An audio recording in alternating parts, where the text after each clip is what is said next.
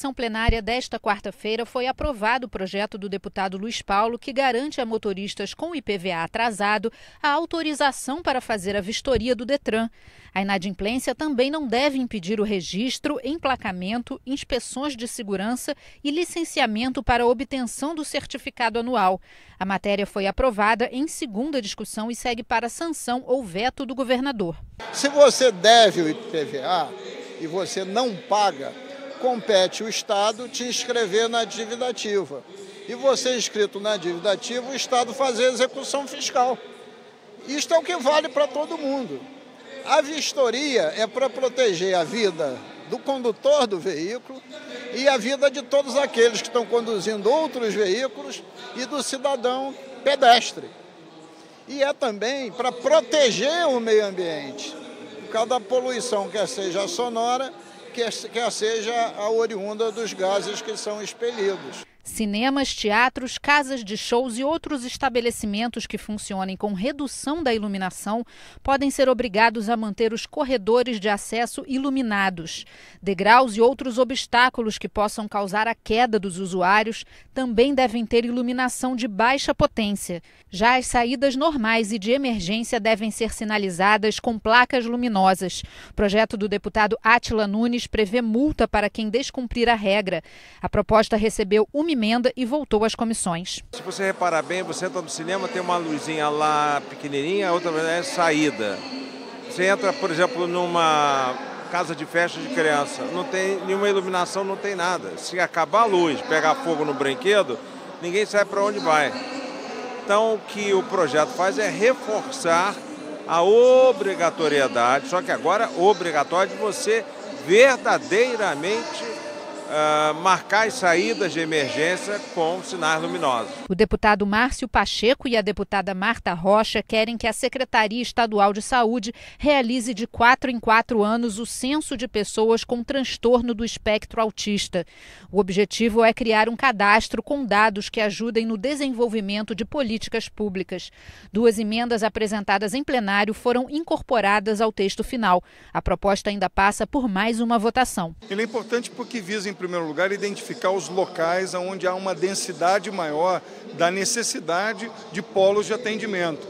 Por exemplo, você deslocar uma família da zona oeste do Rio de Janeiro ou de outras cidades do interior para a região metropolitana, se você pode, por exemplo, deslocar polos específicos onde há uma densidade geográfica mais condensada. Então a gente precisa fazer essa análise. A segunda é que o censo nos ajuda no início do diagnóstico.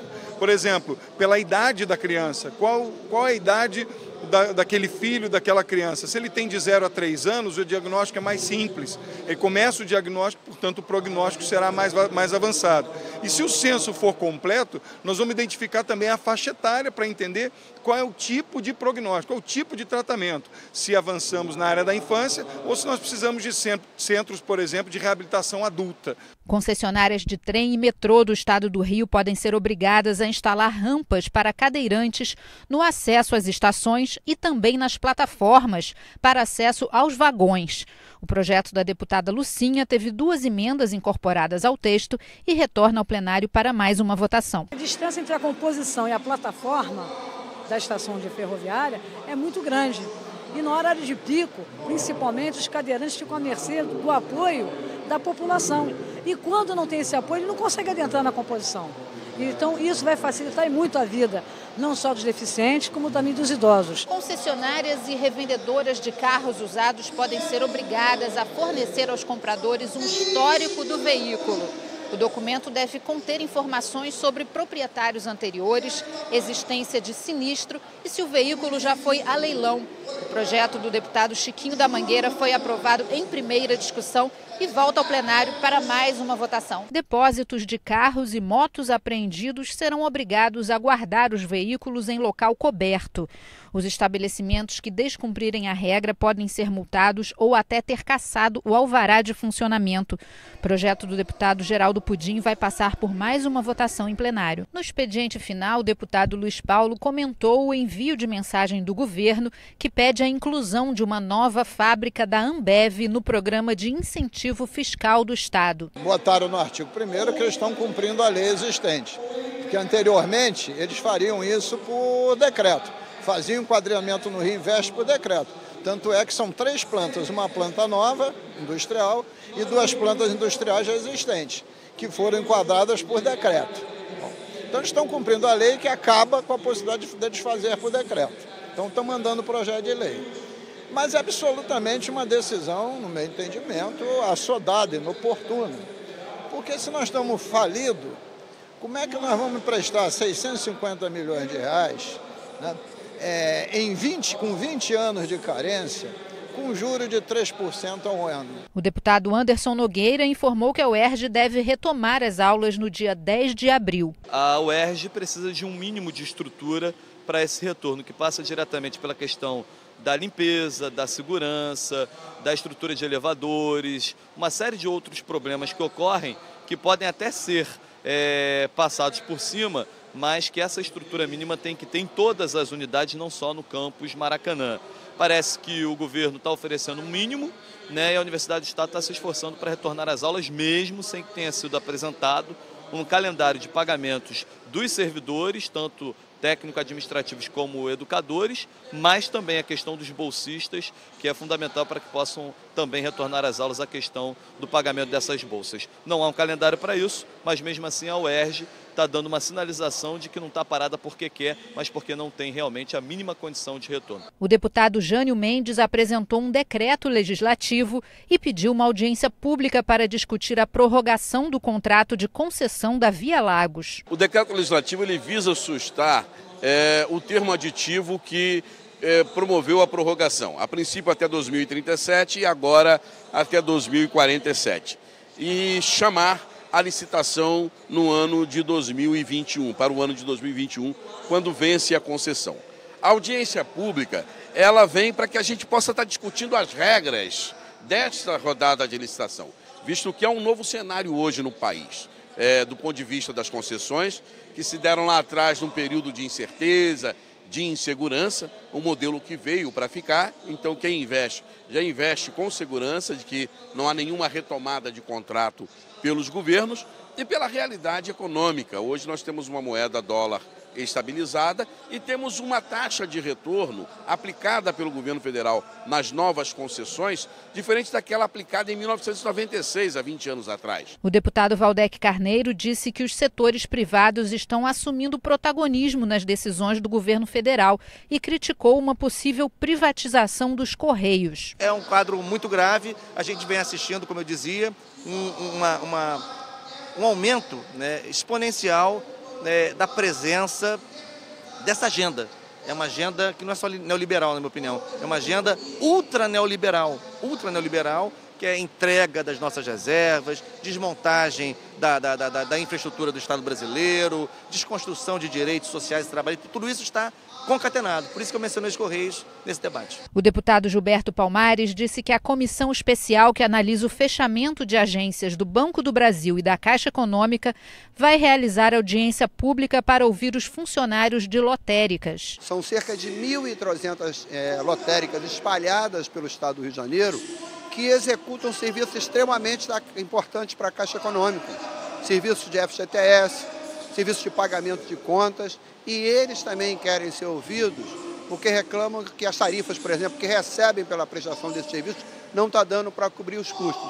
Como nós achamos que a Caixa Econômica é o principal banco social do país, tem que ser fortalecida, tem que ser defendida, aqueles que são parceiros da Caixa Econômica, como os lotéricos, também têm que ser ouvidos. Então nós realizaremos uma próxima audiência pública com os lotéricos que prestam serviço à Caixa Econômica Federal. O deputado Paulo Ramos apresentou um projeto que pede a anexação da região de Austin, em Nova Iguaçu, ao município de Queimados. Queimados vem crescendo muito, a zona industrial cresce e a população de Austin fica ali, pertencendo a Nova Iguaçu, sem a atenção em serviços os mais elementares, os mais básicos, vendo aquele crescimento de Queimados. E Queimados precisando também de uma área de expansão. Então, é ali, eu uso assim, é a fome com a vontade de comer. Então vamos aproveitar, trazer esse debate aqui para a Assembleia Legislativa. Vamos ver na Comissão de Assuntos Municipais, a Comissão de Indústria e Comércio. Vamos ver como é que nós podemos tentar sensibilizar o Poder Legislativo para algo que é uma reivindicação muito cara à população de Austin. Mais de 100 mil, 110 mil habitantes vivendo ali num sofrimento muito grande que pode ser atenuado, que pode criar possibilidades de um desenvolvimento maior, Austin sendo anexado ao município de Queimados. O deputado Tio Carlos vai enviar um requerimento de informação à Secretaria de Educação, questionando a estrutura física das escolas. Segundo o parlamentar, há unidades precisando de reformas com urgência. Tenho visto e visitado escolas, através das nossas visitas da comissão, que a precariedade, principalmente das questões ligadas à manutenção do predial, estão realmente muito falhas. Então eu vi, por exemplo, a escola, o Colégio Estadual Compositor Luiz Carlos da Vila, em Benfica, que a escola sequer tem janelas. É isso mesmo, não tem janelas. Os alunos estão tendo aula num prédio de 2 andares, onde o segundo andar não tem janela. Isso é temerário, por isso a gente vai fazer um levantamento de outras escolas, que a gente também já viu problemas, e para que a gente tenha essa resposta e que a gente possa cobrar uma solução imediata da Secretaria Estadual de Educação. A deputada Marta Rocha falou sobre a greve dos policiais civis e lembrou que muitas ocorrências não estão sendo registradas no estado. Isso vai dar uma falsa impressão daqui a algum tempo, quando a gente só tiver a estatística fria e não se lembrar do fato de que nesse período houve uma redução da criminalidade. O que não houve foi a impossibilidade do registro de ocorrência, e como se não bastasse essa notícia de que nós não temos o dinheiro para a renovação do contrato da TI da Polícia Civil. Com isso, o chefe da Polícia Civil foi obrigado a desligar o programa Delegacia Legal. Então, se esse fato não for resolvido imediatamente, nós vamos deixar para trás algo que existe na Polícia Civil desde 1999, há quase 20 anos. E vai ser um retrocesso que vai custar caro à Polícia Civil, mas muito mais à população do estado do Rio de Janeiro.